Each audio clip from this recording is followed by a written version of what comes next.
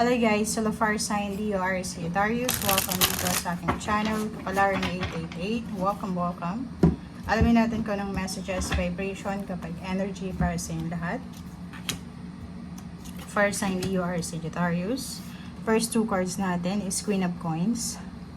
Ang Queen of Coins na to is parang sinasabi sa'yo na sa araw na ito, posibleng may dumating na pera or may mahahawakan kang pera.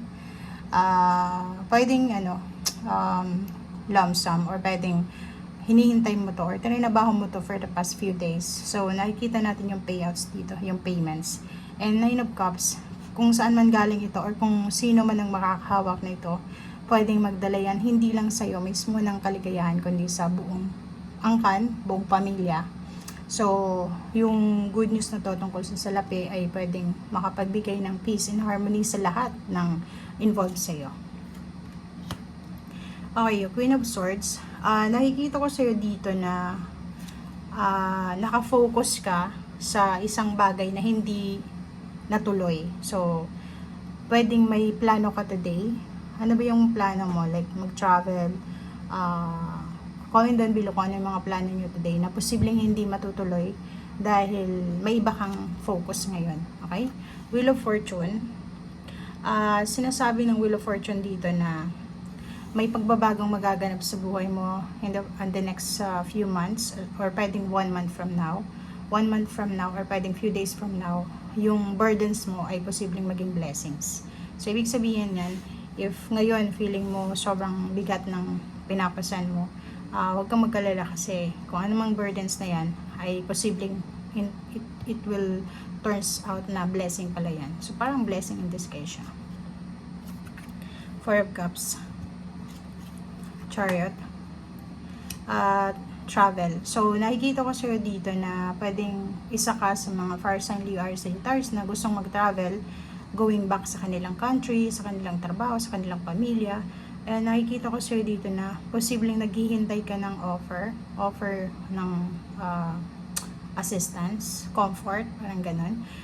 And yung iba sa'yo dito is posibleng naghahanda na para sa kanilang pagta-travel, diba? Yung iba parang pauwi ng Pilipinas, patapos na yung contract nila, contract sa trabaho or contract kung saan pa man. So nakikita natin na yung excitement, pwedeng excited ka para sa pagkikita ng pamilya or excited ka para sa kung ano man to na posibleng pinaghahandaan mo, travel. Comment down below yung iba sa inyo dyan na siguro may hinihintay kayo pero parang medyo nabibigatan ka na sa paghihintay. Yung parang impatient ka na, parang feeling mo ang tagal naman, kailan ba to darating, ganyan ganito. Two of Cups, relationship.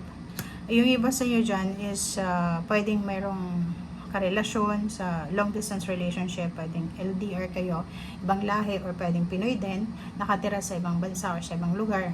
Posibleng may meet up na kayong meeting place or meeting time na schedule, so posibleng magkikita kayo siguro Christmas or pwedeng New Year or pwedeng next year of January. Okay, 5 of Wands. Mag-iingat ka kasi pwedeng isang dalaga na water sign, Pisces, Scorpion, Cancer ang makaaway mo or makasagutan mo sa araw na ito tungkol sa mga walang kwentang bagay. Kasi minsan may hindi pagkapare-pareho yung opinions or ganito ganyan. Ingat din sa mga relationship na pinapasok nyo kasi kailangan yung alamin kung single ba siya or in a relationship or baka nagpi-playtime lang or nag-good time lang. Okay? 3 of Cups, may incoming celebration na magaganap. So, pwedeng may mga kapamilya kang mag-birthday, mag-anniversary, or kung anumang occasion ito, fiesta celebration. And doon sa occasion na yan, posibleng magaganap yung recovery, like emotional recovery, mayroong tawag dito, reconciliation, healing, meron ditong peace and harmony. Okay?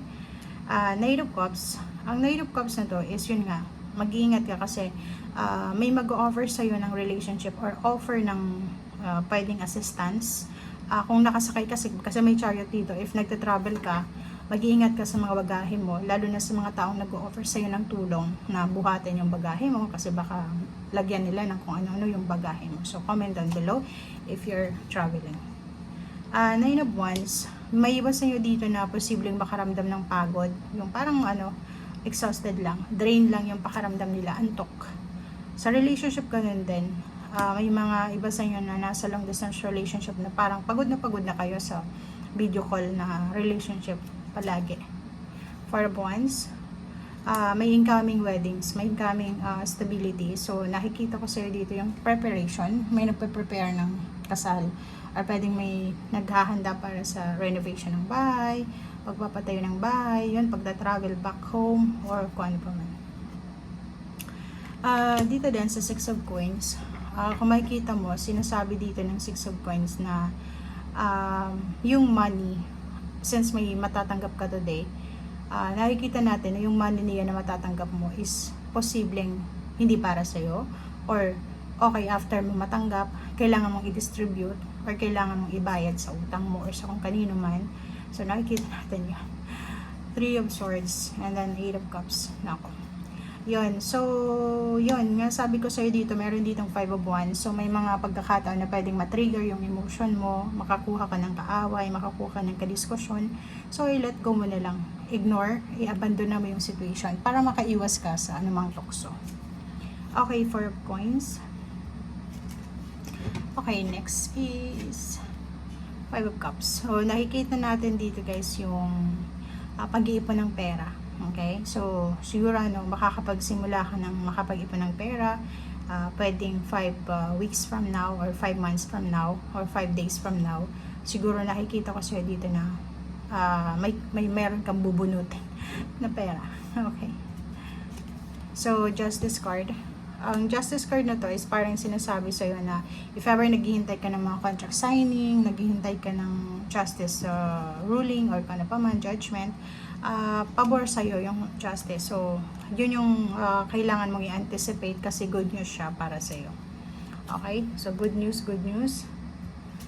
Okay. Sabi na, it's a confirmation na kung ano man tong pinaglalaban mo, kung ano man tong involved ka, ay posibleng papabor sa'yo. Two of Swords, iwasan mo yung sobrang overthinking. Sobra na overthinking pa. Okay, freedom. Makukuha mo yung freedom, makukuha mo yung kung ano yung ipinagkait sa yung kalayaan. Seven of Swords. Mag-iingat ka lang sa mga taong pinagkakatiwalaan mo kasi pwedeng napapalikiran ka ng mga taong masasama ang balak laban sa'yo. Magician, everything happens for a reason. So, wag mong masyadong dibdibin kung ano yung nangyari sa nakaraan. So, let go, let God. And then, ikaw yung may hawak or may susi. Ikaw yung may hawak ng susi para sa freedom mo, para sa success mo, para sa new beginnings mo, para sa fulfillment mo, or sa kung ano man na gusto mong mangyari sa buhay mo. Okay? Thank you guys. Bye!